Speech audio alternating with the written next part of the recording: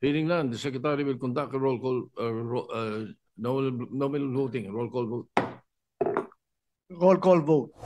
Hearing none, consideration of proposed Senate Resolution 144, taking into consideration number 17 and 18 is now in order. Secretary is directed to read the title of the resolution. Resolution expressing the sense of the Senate requesting the International Criminal Court to hold former President Rodrigo Roa Duterte under house arrest for humanitarian considerations. We have 15 affirmative votes, 3 negative votes, and 2 abstention. PSR Resolution 144 is hereby adopted. There are requests from some colleagues that we make it nominal voting. Some would like to vote one way or the other, Mr. President. We'll respect that. And I just ask that if there's an explanation, we can do it after the vote, Mr. President. So I move that You are seeking a nominal vote for the resolution. and the explanation of the votes would be given after, Mr. President. After the voting? Yes, Mr. President. If they want, if they wish so. Well, what if we would want to explain our vote? You may, Mr. President. It's, of course, it was just an appeal, but you may. Usually, by tradition, we do it after. But if you want to do it while you vote, Mr. President, then we will. Of course, sometimes the vote that we make, because sometimes the vote that we make, the explanation is no longer listened to. Yes, Mr. President. You know? I understand. So that might be able to yes, Mr. President. Explain to the people, the public, and the colleagues why you are voting for that particular or your choice or decision on this vote. Yes, Mr. President. So is there no period of interpellation? No more in period of amendments? No more, Mr. President. So this is the PS Resolution 144, which you drafted and yes, Mr. President. Different from the other resolution, the original resolution yes, Mr. filed? President. This is for me, this would have been the best compromise where we're focusing only on the humanitarian issue at hand, Mr. President. All right. So move. So any objection? Hearing none, the Secretary will conduct a roll call, nominal voting, roll call vote. Roll call vote. Senator Aquino. Senator Cayetano Alan. Senator Cayetano Pia. Senator De La Rosa. Senator Ejercito. Senator Escudero. Senator Estrada. Senator Gatchalian. Senator Go. Senator Ontiveros. You're recognized.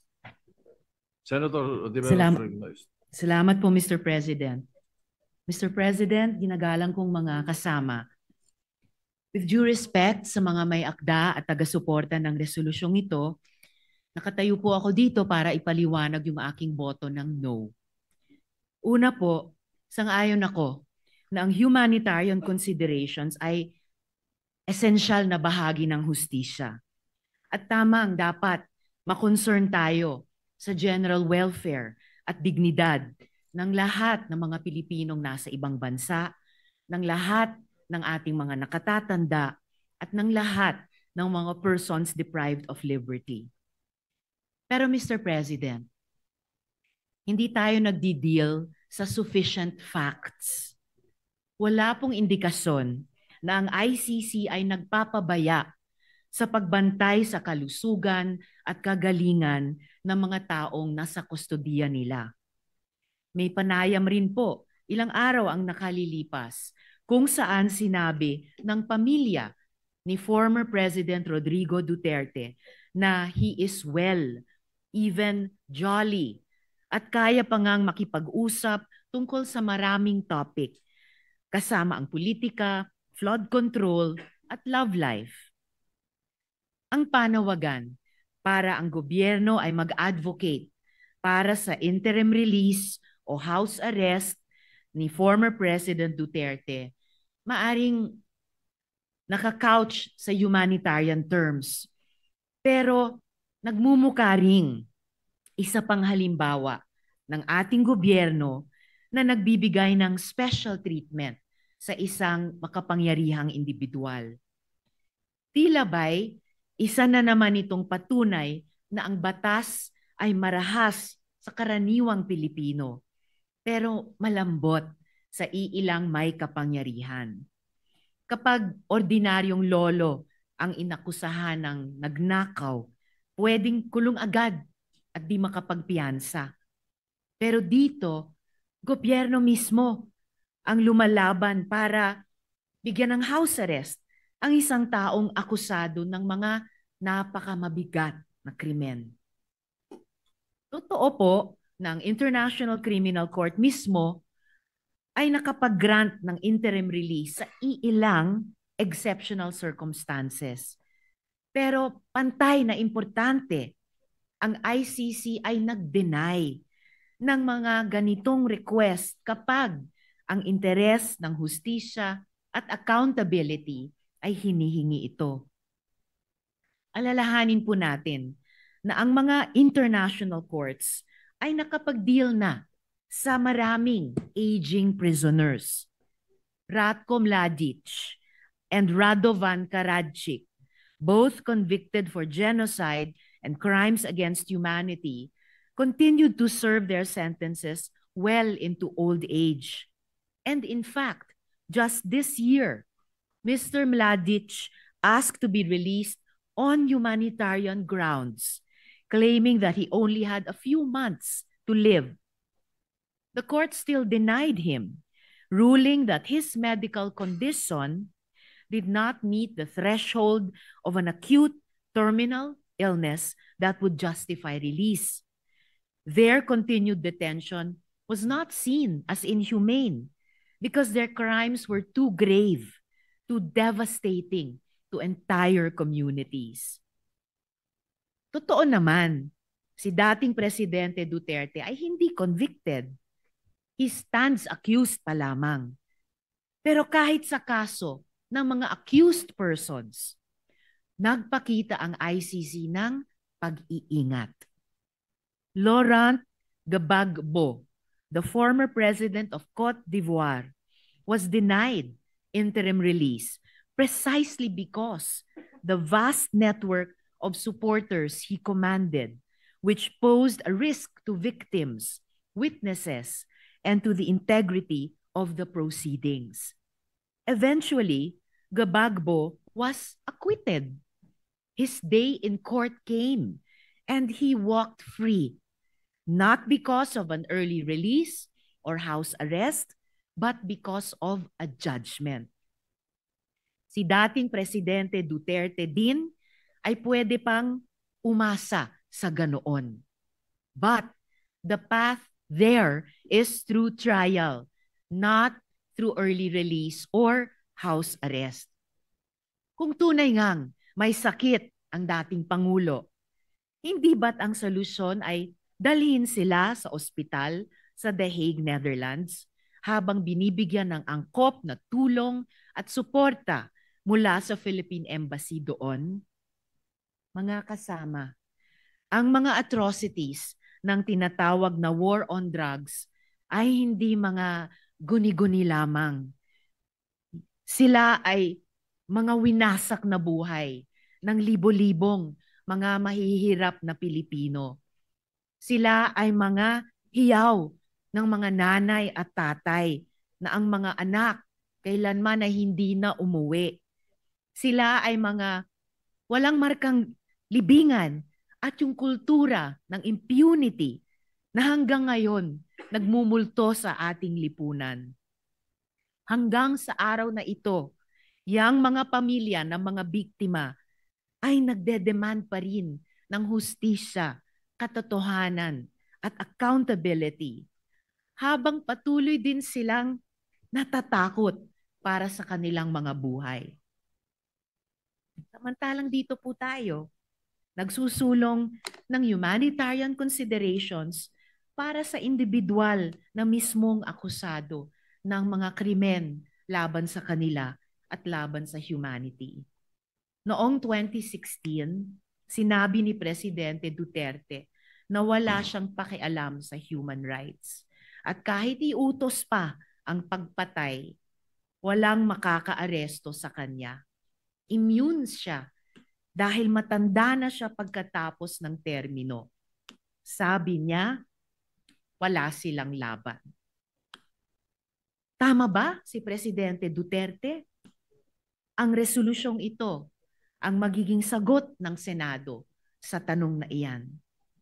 Alang-alang sa pagrespeto sa hustisya, fairness, at alaala nung ang mga buhay nila ay ninakaw at winasak. Ipagpaumanhin niyo po, Mr. President at mga kasama, hindi ko po in good conscience masuportahan ang resolusyong ito. Bumoboto po ako ng no. Salamat po, Mr. President. Yes, proceed. Senator Lacson. Thank you, Mr. President. If only for purely humanitarian consideration and for a fellow Filipino who is incarcerated in a foreign land, hindi na po bale na siya ay tunuring kong kaibigan nung siya ay mayor pa ng Davao City. Hindi na po bale na kami nagkakasagutan madalas nung siya ay naging Pangulo sa mga isyu ng polisiya tungkol sa katiwalian, tungkol sa kanyang polisiya sa paglaban sa droga. Hindi na po bali lahat yun. Sa akin lang po, for a fellow Filipino na nando sa napakalayong lugar at nakakulong, I vote yes or in favor of resolution number 144. Thank you, Mr. President. Senator Lapid. Senator Legarda. Senator Marcoleta. Senator Marcos. Senator Padilla. Ginoong Pangulo, gusto ko lamang pong ipaliwanag ang aking boto kung bakit ako po'y bumoto ng oo, yes. Ako po'y isa sa mga nauna at nananatiling laging nasa The Hague. At marami po tayong nababalitaan doon, galing po sa mga Pilipino na nandun. Katulad po ng pagkabagok ng ating Tatay Digong. Ito po'y natagpuan na walang malay sa kanyang Bartolina at siya po ay nadala sa ospital at doon po ay alhamdulillah wala naman pong nakitang damage sa kanya. Pero hanggang kailan po kaya mangyayari yung ganito na wala pong tayong mababalita ang balita na gigimbal sa ating lahat?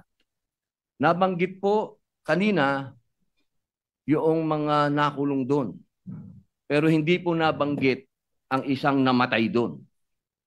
Si Slobodan Milosevic ay namatay po daw ng heart attack sa loob ng ICC. Pero pinaniniwalaan po ng kanyang pamilya na siya po ay nabigyan ng maling gamot. Ito pong mga ganap na ganito, uulitin ko po, kailan po kaya tayo matatapos sa usapin ng politika? Kailan po kaya natin ititindig ang ating pagka-Pilipino at ating ipaglalaban ang kababayan natin na nakakulong sa banyagang bansa at nagdurusa at nag-aantay ng paghuhusga ng mga dayuhan? Yun lamang po. Maraming salamat. Senator Pangilinan.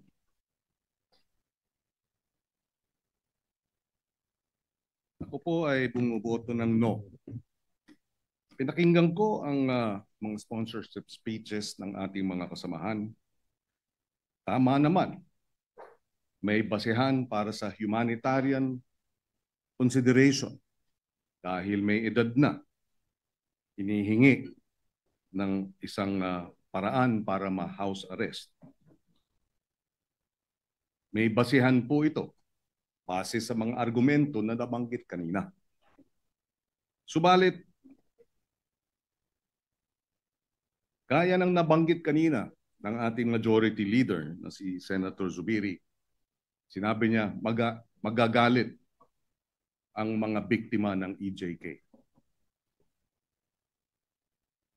Libo-libo ang pinatay. Libo-libo pa ang nawalan ng ama, ng ina, ng anak, na ang hiling ay hustisya. Tama rin na humingi ng hustisya. Saan tayo papanig? Tama, may basehan ang humanitarian consideration.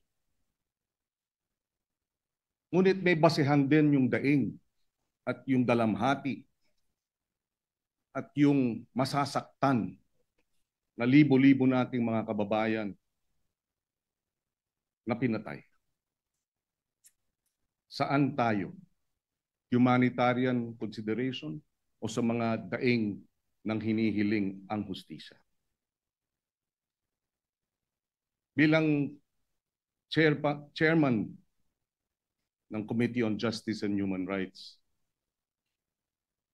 nais ko mang pumanig sa isang banda. Tungkulin kong pumanig sa mga daing ng naghahanap ng hustisya. I vote no.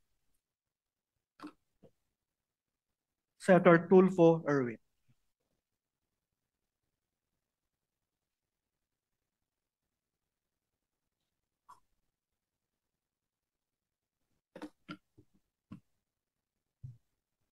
Mr. President, distinguished colleagues, and my countrymen, this resolution will further divide our nation. But I rise to explain my vote in favor of a Senate resolution requesting the International Criminal Court to place former President Rodrigo Roa Duterte under house arrest rather than continued detention at the ICC facility in The Hague while awaiting trial for crimes against humanity. Mr. President, my decision is not a judgment on the merits of the case. The charges will be heard and decided by the proper tribunal. Rather, my vote is guided by humanitarian considerations. Former President Duterte is now 80 years old. According to reports, his health is deteriorating. Hindi po ito unang beses sa ating kasaysayan na tayo ay naging mahinahon at makatao sa dati nating mga pangulo. Noong 2001, si dating Pangulong Joseph Estrada ay pinayagang manatili sa house arrest.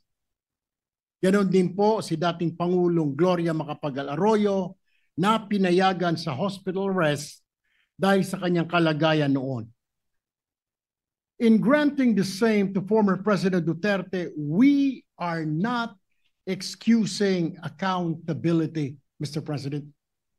As a nation that values compassion and respect for human dignity, kahit pa po sa mga akusado, we must show the world that justice is not driven by vengeance, but by fairness and humanity. Hindi po natin hinihingi ni walang sala siya sa kanyang mga nagawa. Tama po, sa libo-libo nating kababayan. We cannot just close our eyes. What we want, we are simply affirming compassion without abandoning justice, Mr. President. The law must be firm, yes, but it must be also be humane. Maraming salamat po. May God bless our people and our nation. Thank you, Mr. President. Senator Tulfo Rafi. Senator Villanueva. Senator Villar Camille. Senator Villar Mark. Senator Zubiri. Senate President Soto III. Your Honors, I am faced with two equally important issues affecting life and liberty. To afford PRRD with the optimal condition of his detention that will be beneficial for his physical and mental health, while taking into consideration the plight of the families who are seeking justice for the alleged crimes against humanity. I am supportive of any efforts to bring comfort to PRRD and to uplift his well-being during this crucial time. However, my choice or decision in my conscience might even help in further dividing the nation. Therefore, I register an abstention. Majority Leader.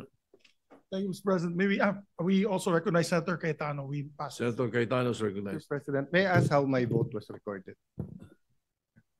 Yeah, Sir President, may I record my vote as yes, and may I brief explanation, Mr. President? Go ahead. First of all, Mr. President, again, with all due respect din sa mga nagsalita before us who opposed, yung resolution po na ito, kasama lahat ng resolution po na final ng iba't ibang mga miyembro ng Senado, are within the rules of the ICC. Linawin ko po yun kasi parang sinasabi, ito yung mga president, ito yung pwede, ito hindi pwede.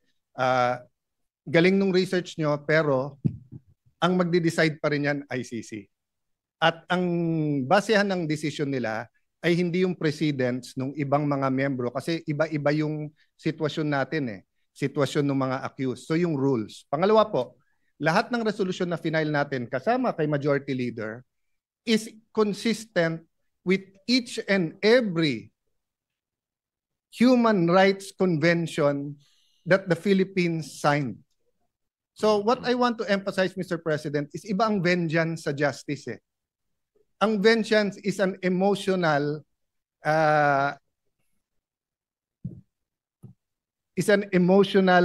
impulse of someone who is a victim of injustice. In Tagalog, gusto niyang gantihan.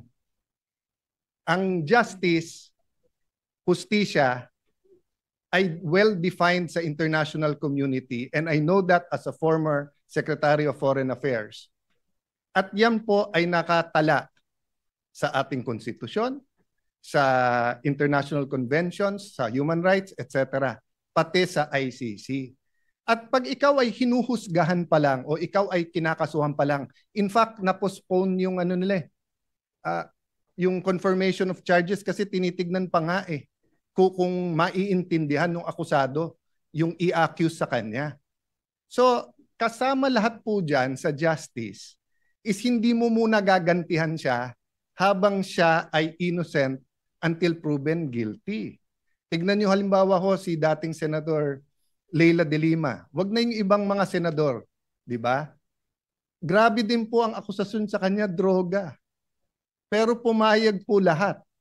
Pati po ang pinakagalit sa kanya na out of humanitarian, meron siyang detention facility sa Camp Crame, no? At meron siyang cellphone at nakakapag-function pa rin siya dito.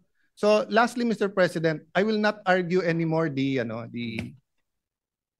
whether the war on drugs was a maniac killing everyone or the war on drugs was precisely to protect the Filipinos, because replay na to Ilang beses na napaliwanag to, the facts, ilang beses na present sa international community at saka dito. Just one point, Mr. President.